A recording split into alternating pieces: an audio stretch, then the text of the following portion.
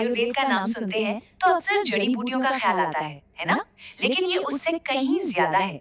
ये तो जीवन को देखने का, उसे समझने का एक पूरा नजरिया है। और चरक संहिता हमें ठीक यही रास्ता दिखाती है। तो चलिए आज इस प्राचीन ज्ञान की दुनिया में उतरते हैं और इसकी बुनियाद को, इसकी ईंटों को समझते हैं। तो सबसे पहला और बड़ा सवाल यही है कि आखिर आयुर्वेद दुनिया को समझता कैसे है? इसका नजरिया क्या है? क्या ये सिर्फ इलाज करने का एक तरीका है या इसके पीछे कोई गहरा सिस्टमैटिक लॉजिक भी है? वेल, इसका जवाब एक बहुत ही शानदार और तार्किक फ्रेमवर्क में छुपा है। एक ऐसा फ्रेमवर्क जो आज भी, हजारों साल बाद भी उतना ही काम का है। तो इस सफर में हम क्या-क्या देखने वाले हैं? सबसे पहले हम समझेंगे षट पदार्थ को, जो कि असल में रियलिटी का कोड है। फिर मिलेंगे गुरु आत्रेय से, जिन्होंने इस ज्ञान को आगे बढ़ाया। इसके बाद जानेंगे कि आयुर्वेद और आयु आखिर हैं क्या।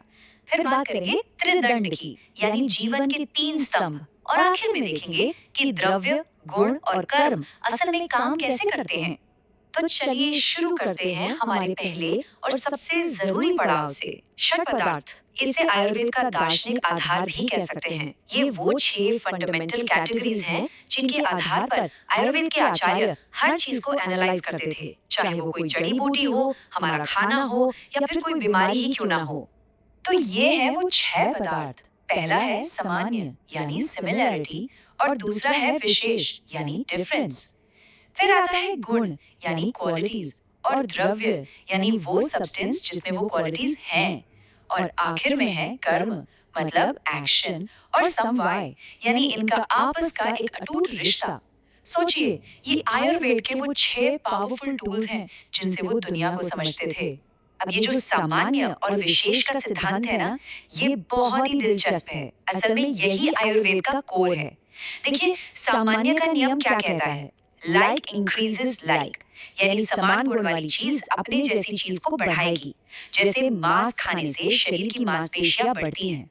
वही विशेष का सिद्धांत इसका उल्टा है। ऑपोजिट्स रिड्यूस ईच अदर, मतलब अलग गुण वाली चीज अपने से उल्टे गुण को कम करेगी। जैसे तेल की ऑयलीनेस शरीर में वायु के रूखेपन को कम करती है। बस यही है पूरा खेल, बढ़ाना और घटाना, संतुलन बनाना। लेकिन सवाल ये है कि इतना गहरा ज्ञान आया कहाँ से? देखिए, हर ज्ञान का एक सोर्स होता है जो गुरु से शिष्य तक पहुंचता है। तो चलिए अब मिलते हैं इस महान परंपरा के सबसे बड़े नाम ऋषि आत्रेय और उनके शिष्यों से। ये है ऋषि पुनर्वसु आत्रेय। कहते हैं कि इन्होंने सभी प्राणियों पर दया और करुणा के भाव से आयुर्वेद का ये ज्ञान अपने शिष्यों को दिया। ये तस्वीर हमें उसी महान गुरु शिष्य परंपरा की याद दिलाती है, जहां ज्ञान को ही सबसे बड़ा दान माना जाता था।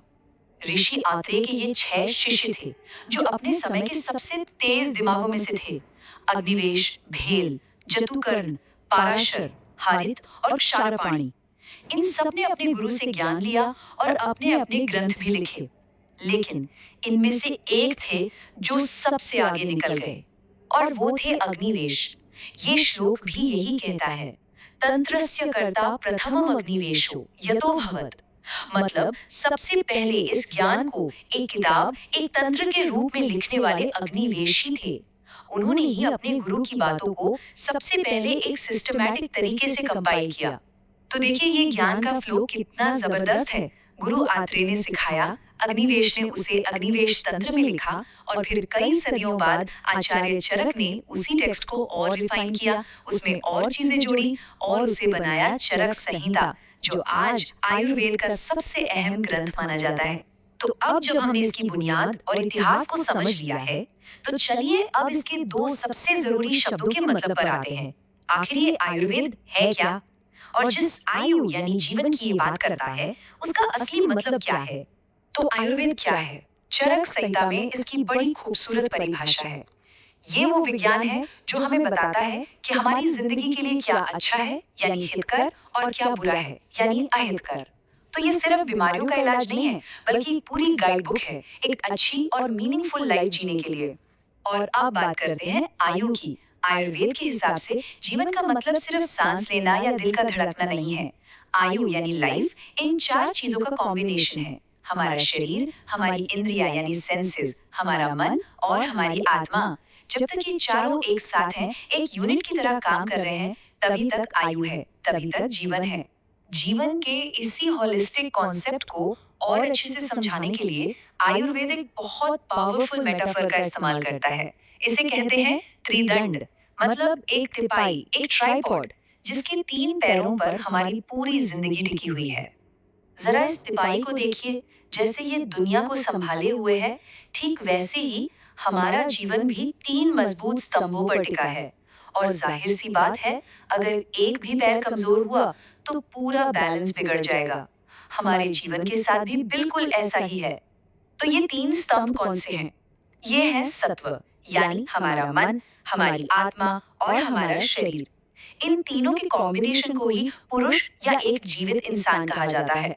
और यही बात आयुर्वेद को खास बनाती है।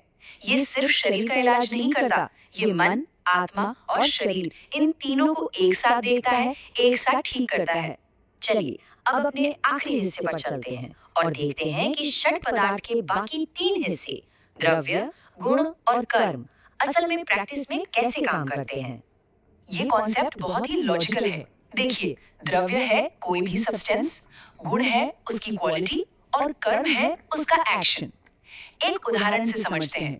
दूध एक द्रव्य है, ठीक है, उसकी मिठास और उसका भारीपन उसका गुण है, और शरीर को पोषण देना वो उसका कर्म है। ये तीनों हमेशा एक दूसरे से जुड़े रहते हैं। अब चलिए सब कुछ एक साथ जोड़ते हैं। याद है हमने शुरू में सामान्य के सिद्धांत की बात की थी, लाइक इंक्रीजेस लाइक। वो सिद्धांत इन तीनों लेवल्स पर काम करता है, यानी समान द्रव्य से द्रव्य बढ़ता है, समान गुण से गुण बढ़ता है और समान कर्म से कर्म बढ़ता है। सोचिए, आयुर्वेद की चिकित्सा का यही तो मूल आधार है। कितना सिंपल और फिर भी कितना गहरा। तो हमने चरक संहिता के जरिए देखा कि आयुर्वेद के पास दुनिया को समझने का कितना मजबूत और लॉजिकल फ्रेमवर्क है। और ये हमें एक बहुत जरूरी सवाल पर लाकर छोड़ देता है। क्या ये हजारों साल पुराने सिद्धांत, ये समानता और भिन्नता का नियम, ये द्रव्य और गुण का बैलेंस, क्या ये आज भी हमारी इस भागदौड़ भरी जिंदगी में वो संतुलन और स्वास्थ्य वापस ला सकते हैं जिसकी हमें इतनी जरूरत है?